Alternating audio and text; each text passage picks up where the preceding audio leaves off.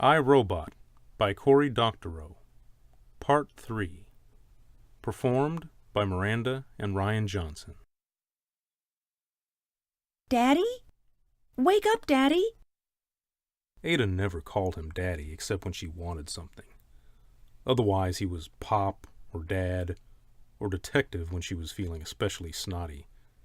It must be a Saturday, and he must be sleeping in, and she wanted a ride somewhere, the little monster. He grunted and pulled his pillow over his face. Come on, she said. Out of bed, on your feet. Shit, shower, shave, or I swear to God I will beat you purple and shove you out the door, jaybird naked. Capiche? He took the pillow off his face and said, "You are a terrible daughter, and I never loved you."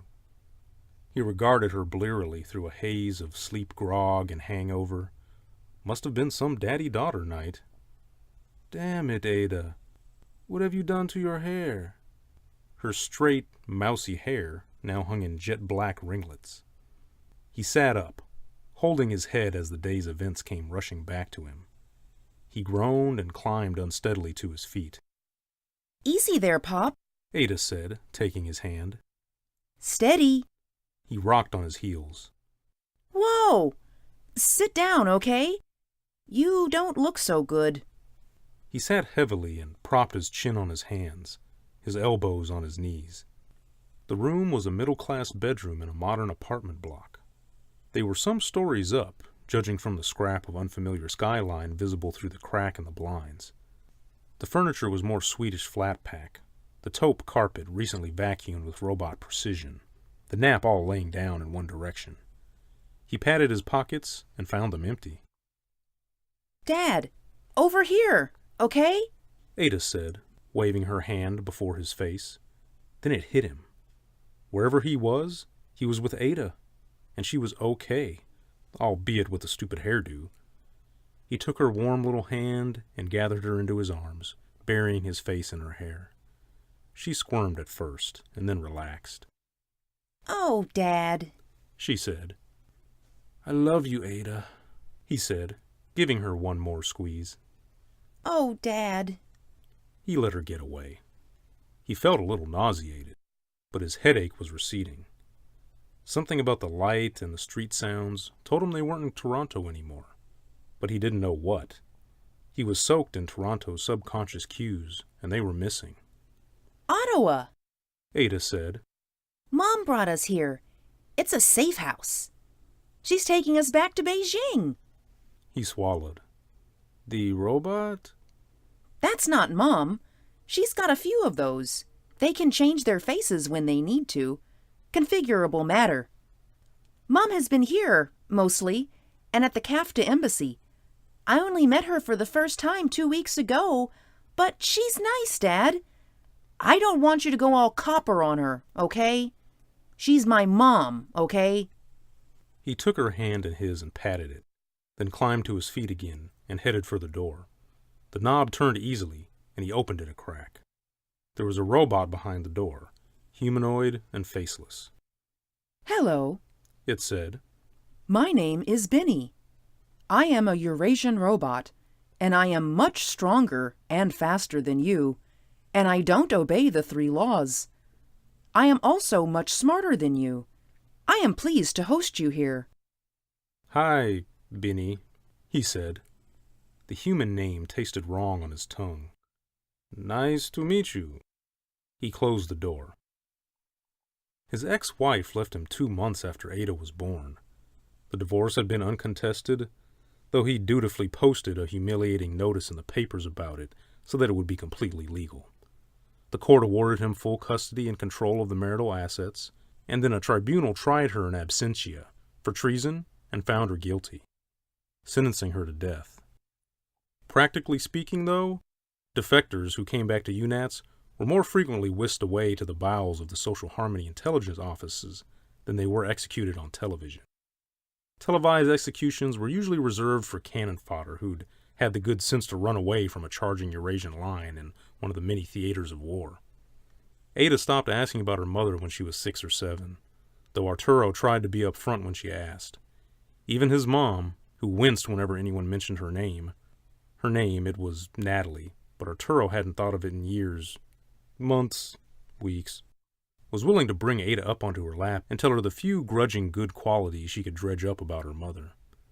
Arturo had dared to hope that Ada was content to have her life without her mother, but he saw now how silly that was. At the mention of her mother, Ada lit up like an airport runway. "Beijing, huh?" he said. Yeah, She said. Mom's got a huge house there. I told her I wouldn't go without you, but she said she'd have to negotiate it with you. I told her you'd probably freak, but she said that the two of you were adults who could discuss it rationally. And then she gassed me. That was Benny, She said. Mom was very cross with him about it.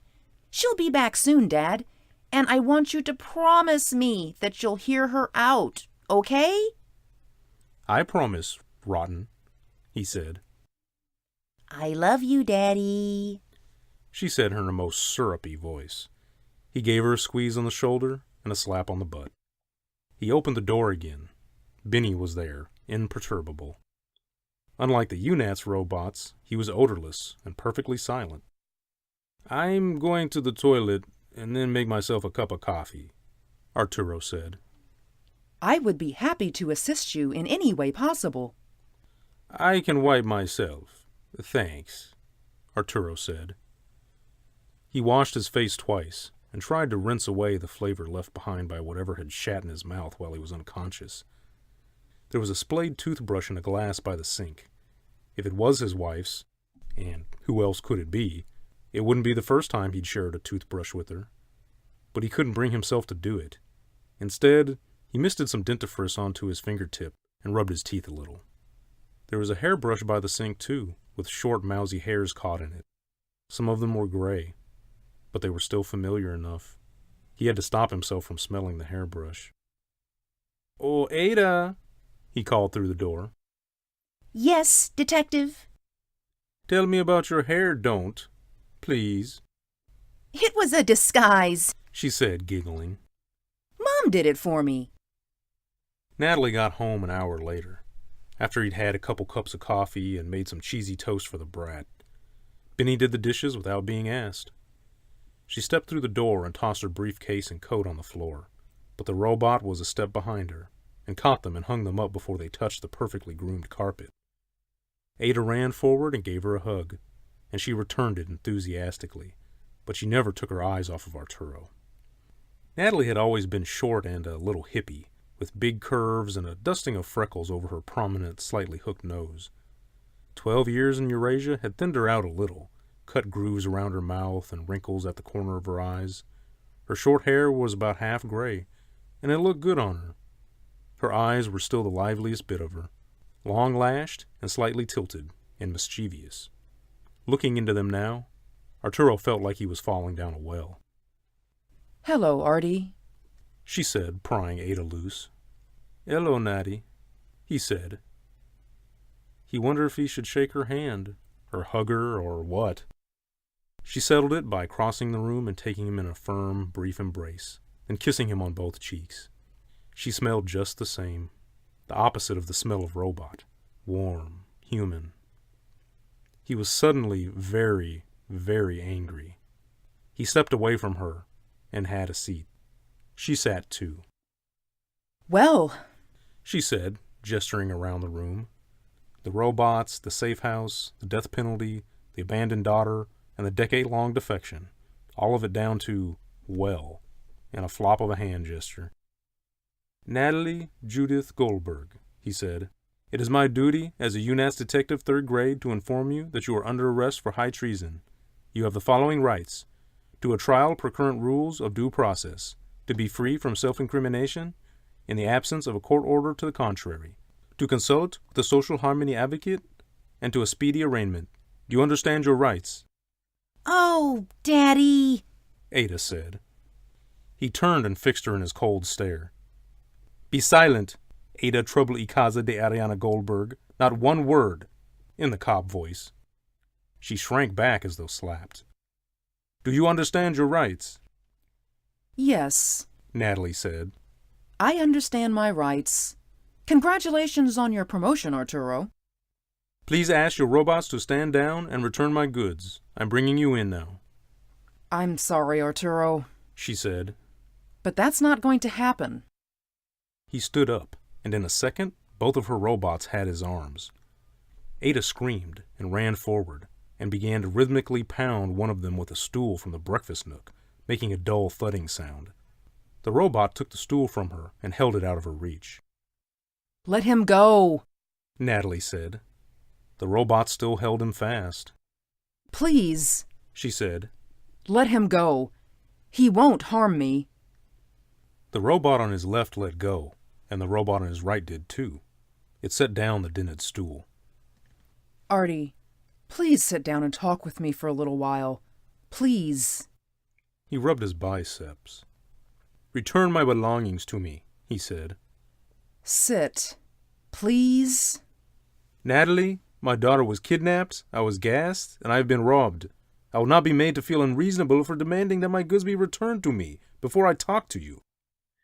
She sighed and crossed to the hall closet and handed him his wallet, his phone, Ada's phone, and his sidearm. Immediately, he drew it and pointed it at her. Keep your hands where I can see them. You, robots, stand down and keep back. A second later, he was sitting on the carpet, his hand and wrist stinging fiercely. He felt like someone had rung his head like a gong. Benny, or the other robot, was beside him, methodically crushing his sidearm. I could have stopped you, Benny said. I knew you would draw your gun, but I wanted to show you I was faster and stronger, not just smarter. The next time you touch me, Arturo began, then stopped. The next time the robot touched him, he would come out the worse for wear, same as last time, same as the sun rose and set. It was stronger, faster, and smarter than him. Lots. He climbed to his feet and refused to take Natalie's arm, making his way back to the sofa in the living room. What do you want to say to me, Natalie? She sat down. There were tears glistening in her eyes. Oh, God, Arturo, what can I say? Sorry, of course. Sorry I left you and our daughter. I have reasons for what I did, but nothing excuses it. I won't ask for your forgiveness, but will you hear me out if I explain why I did what I did? I don't have a choice, he said. That's clear. Ada insinuated herself onto the sofa and under his arm. Her bony shoulder felt better than anything in the world. He held her to him. If I could think of a way to give you a choice in this, I would, she said. Have you ever wondered why UNATS hasn't lost the war? The Eurasian robots could fight the war on every front, without respite. They'd win every battle. You've seen Benny and Lenny in action. They're not considered particularly powerful by Eurasian standards. If we wanted to win the war, we could just kill every soldier you sent up against us so quickly that he wouldn't even know he was in danger until he was gasping out his last breath. We could selectively kill officers, or right-handed fighters, or snipers, or soldiers whose names started with the letter G. UNAT soldiers are like cavemen before us. They fight with their hands tied behind their backs by the 3 laws. So, why aren't we winning the war? Because you're a corrupt dictatorship, that's why, he said. Your soldiers are demoralized. Your robots are insane. You live in a country where it is illegal to express certain mathematics and software, where state apparatus regulate all innovation, where inconvenient science is criminalized, where whole avenues of experimentation and research are shut down in the service of a half-baked superstition about the moral qualities of your 3 laws. And you call my home corrupt? Arturo, what happened to you? You weren't always this susceptible to the big lie. And you didn't used to be the kind of woman who abandoned her family, he said. The reason we're not winning the war is that we don't want to hurt people. But we do want to destroy your awful, stupid state. So we fight to destroy as much of your material as possible with as few casualties as possible. You live in a failed state, Arturo. In every field you lag Eurasia and CAFTA. Medicine, art, literature, physics. All of them are subsets of computational science, and your computational science is more superstition than science. I should know. In Eurasia, I have collaborators, some of whom are human, some of whom are positronic, and some of whom are a little of both. He jolted involuntarily, as a phobia he hadn't known he possessed reared up. A little of both? He pictured the back of a man's skull with a spill of positronic circuitry bulging out of it like a tumor. Everyone at UNATS Robotics R&D knows this. We've known it forever. When I was here, I'd get called in to work on military intelligence forensics of captured Eurasian brains. I didn't know it then, but the Eurasian robots are engineered to allow themselves to be captured, a certain percentage of the time, just so that scientists like me can get an idea of how screwed up this country is. We'd pull these things apart and know that UNATS Robotics was the worst, most backward research outfit in the world. But even with all that, I wouldn't have left if I didn't have to. I'd been called in to work on a positronic brain, an instance of the hive intelligence that Benny and Lenny are part of, as a matter of fact, that had been brought back from the outer Hebrides. We'd pulled it out of its body and plugged it into a basic life support system, and my job was to find its vulnerabilities. Instead, I became its friend.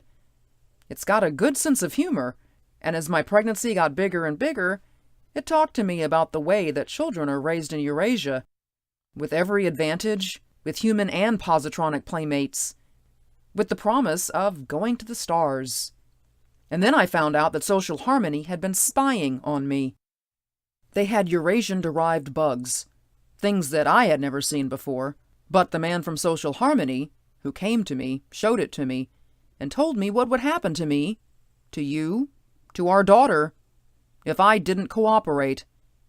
They wanted me to be part of a secret unit of Social Harmony researchers who build non-3 laws positronics for internal use by the state, anti-personnel robots used to put down uprisings, and torture robots for use in questioning dissidents. And that's when I left.